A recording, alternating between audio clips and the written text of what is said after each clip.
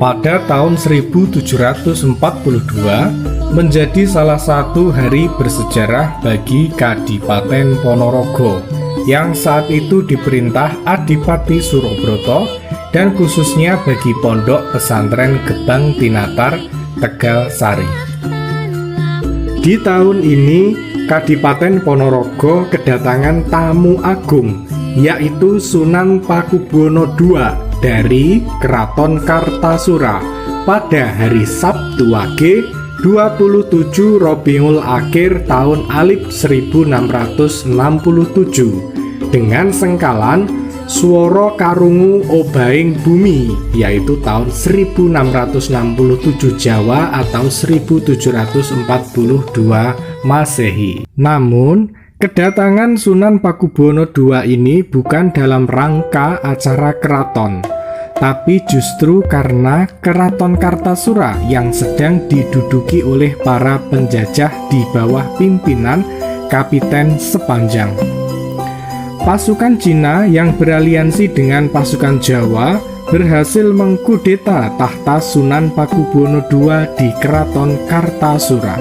Kemenangan tentara Mataram yang dibantu juga VOC ini menyebabkan lahirnya perjanjian baru antara Kerajaan Mataram dengan VOC yang dikenal dengan Perjanjian Ponorogo pada tahun 1743. Perjanjian itu sudah mengarah kepada kontrak politik.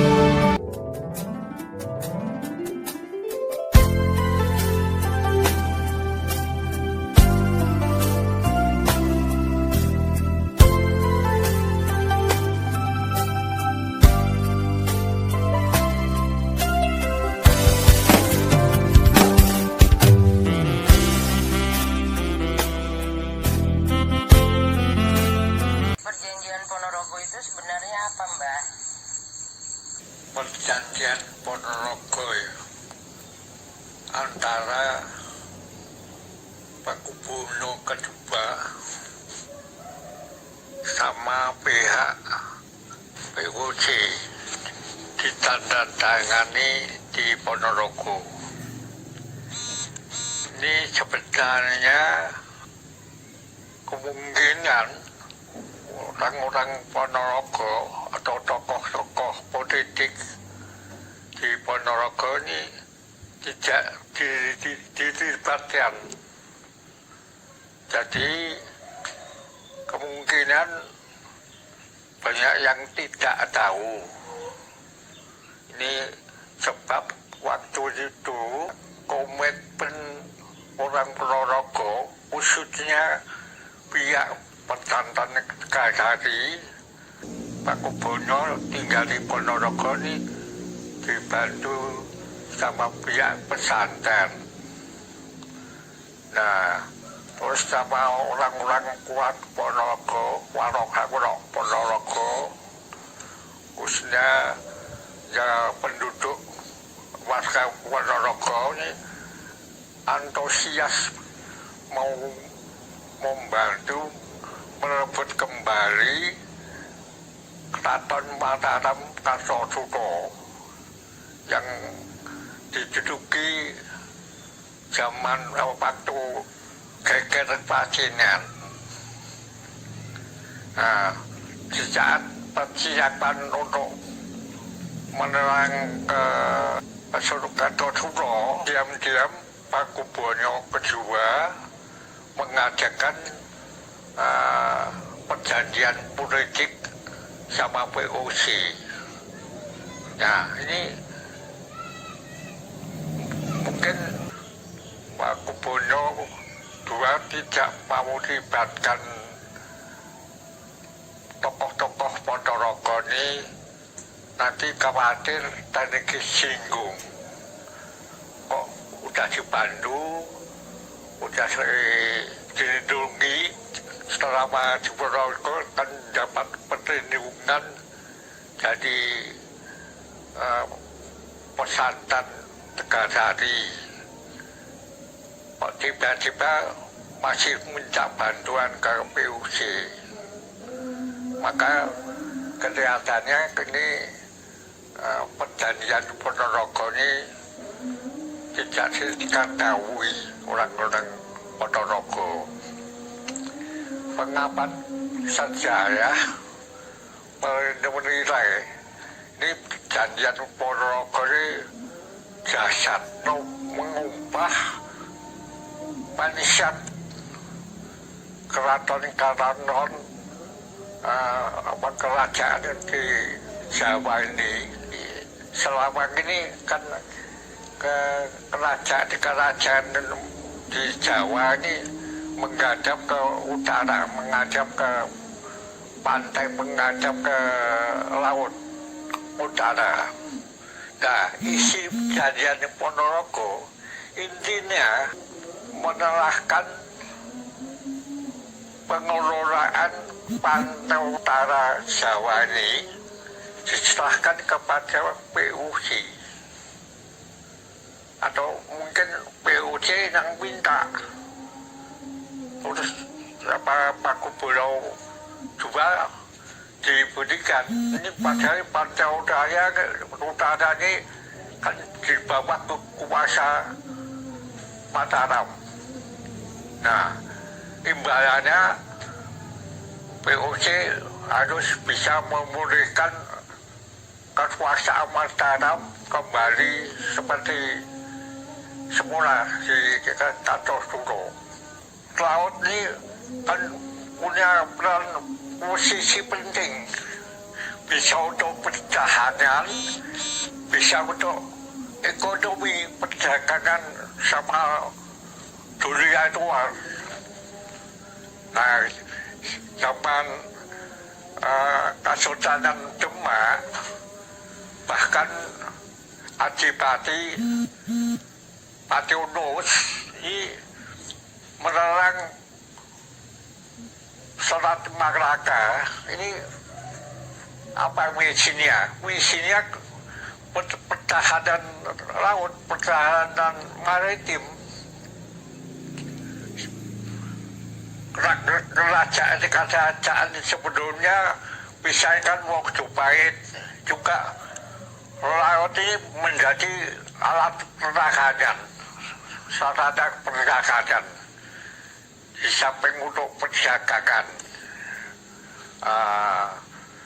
dengan pihak luar. Maka sejak ada perjanjian Ponorogo ini, dalam perjanjian Ponorogo, VOC benar-benar berhasil menguasai kerajaan Mataram. Dalam klausul perjanjian ini sangat melemahkan posisi kerajaan Mataram sebagai penguasa Jawa. Antara lain, 1. Dalam pengangkatan patih, calon-calon yang diangkat oleh Sunan harus terlebih dahulu mendapat persetujuan VOC. Pengangkatan bupati-bupati pesisiran harus terlebih dahulu mendapat persetujuan VOC. 3. Rakyat Mataram tidak diperbolehkan membuat perahu. 4. Pelayaran di seluruh Nusantara menjadi monopoli VOC. Perdagangan seluruh Nusantara dikuasai VOC. 6. VOC memperoleh hak membuat uang. Dalam perjanjian tersebut menunjukkan bahwa Mataram sudah di bawah kekuasaan kompeni dan perjanjian itu sudah mengarah kepada kontrak politik. Di Jawa ini khususnya Mataram, mindsetnya berubah menjadi agraris, bukan maritim lagi, masuk ke peradaban. Apa makna perjanjian Ponorogo? Apa sama dengan perjanjian Giyanti? Antara perjanjian Ponorogo dan perjanjian Giyanti secara langsung tidak ada kaitannya, substansinya beda, tapi dampak dari perjanjian Ponorogo setelah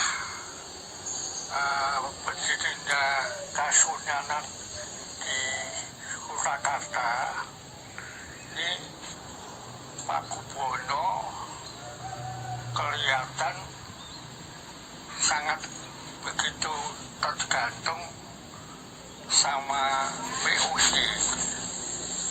Nah, sehingga kerabat Mataram melihat itu gejala yang kelihatannya kurang sehat. Keadaan politik internal di Mataram timbul polarisasi. Satu kelompok ingin menjauh dari pengaruh POC, tapi di satu kelompok Raja Pakubuwono ingin terpaksa mesti dekat sama POC, terikat perjanjian Ponorogo. Maka timbullah PGPC, perbedaan khususnya dipelopori oleh Pangeran Mangkubumi. Nah, Mangkubumi menentang POC, kehadiran POC di lingkungan Mataram. Dia OPJ-nya Mataram sekarang ada Kesultanan Surakarta ini harus terbebas dari POC. Nah, ini kan tidak mungkin. Pakubuwono sudah mengikat jadi ke POC, satu pihak kerabat keraton yang lain tidak menghendaki. Maka timbul friksi sampai ke perang memerangi POC ini di bawah pimpinan Mangkubumi. Nah, sampai kewalahan POC menghadapi pasukan Mangkubumi ini, tinggal timbullah perjanjian ganti. Nah, perjanjian ganti melahirkan salah satu isi melahirkan Kesultanan Jogja.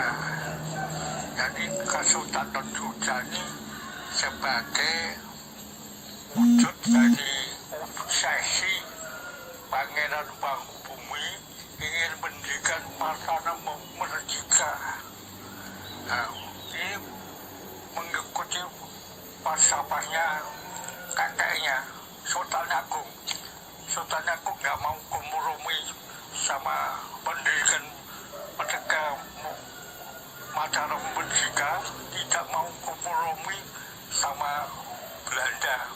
Tadi diteruskan sama Pangeran Mangkubumi, Kesultanan Jogja ini Kesultanan merdeka, negara merdeka. Ini berlanjut sampai sultan-sultan berikutnya. Jadi berdirinya Kesultanan Jogja ini adalah merupakan supremasi sebagai negara merdeka satu-satunya di tanah air waktu itu. Raja pertama Kesultanan Jogja adalah Pangeran Mangkubumi yang bergelar Hamengkubuwono pertama.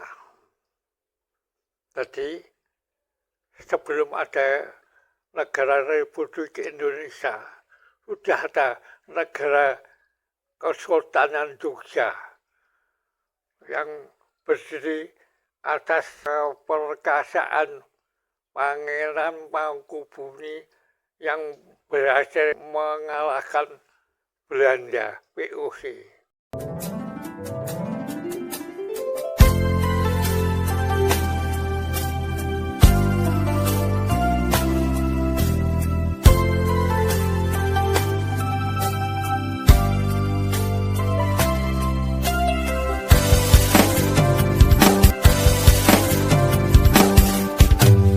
Jangan lupa ya di subscribe, like, comment, share, dan tekan tombol loncengnya.